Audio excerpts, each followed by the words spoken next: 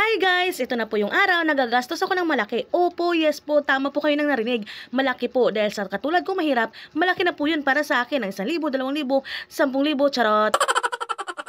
Sa araw-araw na nakikita ko si Blossom, parang nakukonsensya ako. Hala, si OA. Feeling ko kasi nahihirapan na si Blossom. Huy, si OA. At dahil wala naman akong choice, dahil nahihirapan naman kami sa isa't isa ni Blossom, kaya ayun, dahil labag sa kalooban ko, pinagawa ko na lang siya. Huy, yung OA talaga. Uso naman kasi ang gapangan, bakit ba naman kasi iba ang gumapang sa akin, hindi sana napagawa ko si Blossom. At dahil tapos na lang naayos si Blossom, yung nagmamayari kaya kay Blossom, ayos pa ba? Tinest drive ko na nga si Blossom dahil ilang araw nga rin siyang natenga, hindi nagamit ba? Kaya ayun, namimiss ko na tuloy siya. Huy!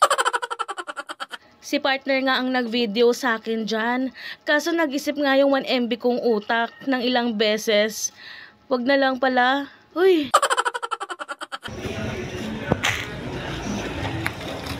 Liko ka?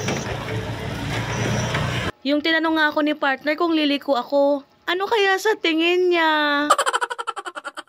Akala ko ako lang yung may 1 MB ang utak, namamana din pala yun, ano?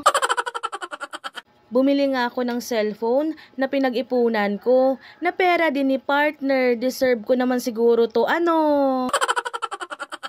Hindi man iPhone 16 Pro Max, 1 terabyte, at least meron naman akong 1 MB, 1 terabyte, not fully paid. Charot!